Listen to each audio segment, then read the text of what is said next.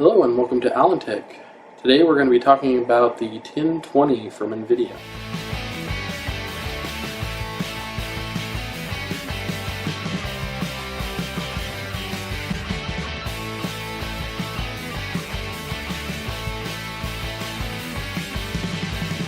Alright, so the people who are kind of in the know that I'm probably talking about the 1030, and recently it was kind of nerfed, I would say, and it's a big deal because it's one of the few video cards that we can actually get right now, and my target audience is those who are kind of just starting to come and maybe looking for a review or looking to get, maybe you're a first-time builder or whatnot and you're really not keeping up with these things, and you look at a review from like Gamers Nexus or Linus Tech Tips and you say, hey, I can actually buy that and it'll be an improvement over my Intel graphics, or it'll be an improvement, or it's at least a video card to get me by.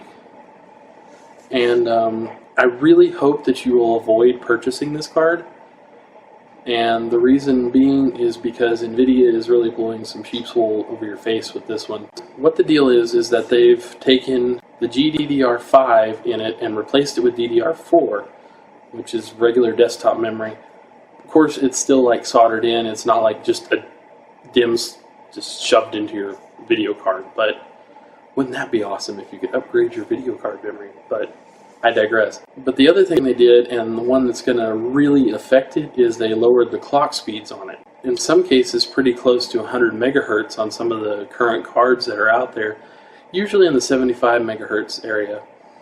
But knowing what I know from playing around with 580s and 1070s, core clock speed counts. Like that 75 megahertz could be a few frames per second. I mean, that could keep you from getting these buttery smooth 60 frames per second that you love and want. And I'm sure the memory will hurt it as well, because the memory goes down dramatically.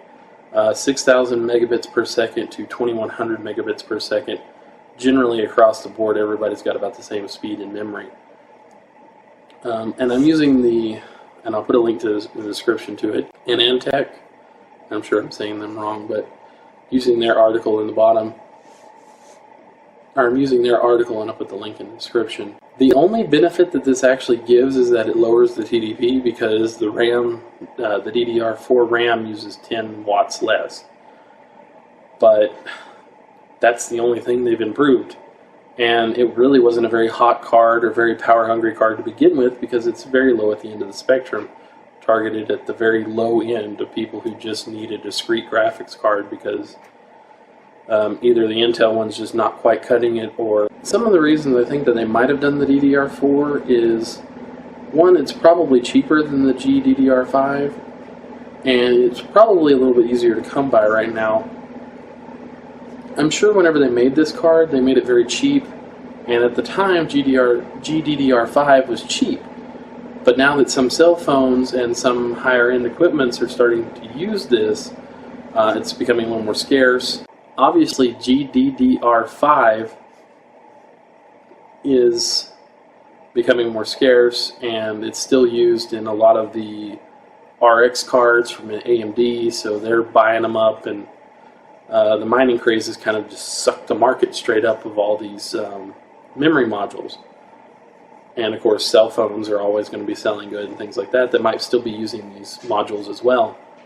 So I can understand why they went to DDR4, but the way they did it is questionable at best. I feel that there should have been an explanation with this as well. It shouldn't have been like, hey, you know those cards? We're just going to put DDR4 in them. Don't tell anybody. Don't tell anybody. Nobody. They should have done like a press release or something and said, hey, here's a new... What they really should have done is said, hey, here's a new card. It's called the 1020. But having a company be that honest with us is never going to happen if we're honest with ourselves. So instead, we have the Nerf 1030, which should be a 1020. So I kind of like to get a discussion going. I wonder if y'all think I'm right on the DDR4 thing. If y'all think that there's any justification for Nvidia doing this. I really don't think there is. I don't think they needed to do it. At this point, they probably could have just stopped selling the card because there's so many other options for it, especially with the 2200G coming out and the 2400G coming out. There's a lot of people flocking to those just because they provide pretty good esports title graphics demands without a lot of money. And they're right in on your board, so you don't even need a discrete graphics card. Great if you have a really small system or like one of those little box computers or whatever you have. So yeah, I'd like to see what y'all think, what y'all have to say. I'm going to try to start doing some more discussion videos, but I want to try to hit on things that people aren't. Obviously this one's a big one, and I had some stuff I wanted to say about it that I didn't quite see on some of the other ones, because I've seen a lot of slamming, but I wanted to somewhat play devil's advocate. I don't know if I did or not. There's really no reason to do this. They should have. This is really a bad move on Nvidia's part, and unfortunately AMD, love you guys, but y'all aren't free in this either. We remember the 560. We know what happened. Y'all are guilty too. So, and I don't know why these companies think they can just get away with this.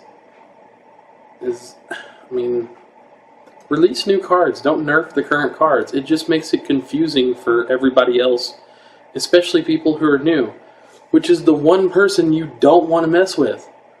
Why are you messing with these people? The community needs more people to come in, so there's more demand for the cards, so there's more demand for you to innovate, so there's more demand for you to make better stuff and make more money.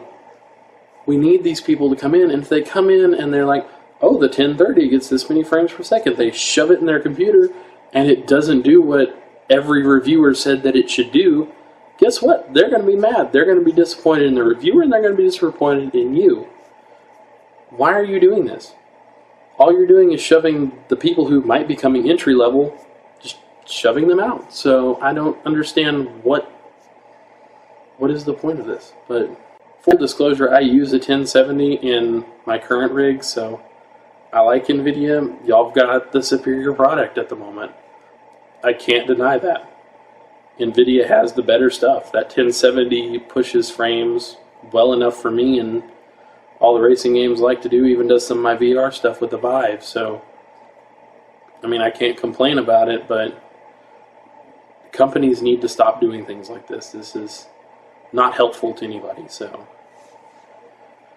thank you guys so much for watching this video. If you liked it, please give it a thumbs up. If you did not, well, you know what to do, and I would love to know why. I'm trying to keep it a little bit lighter.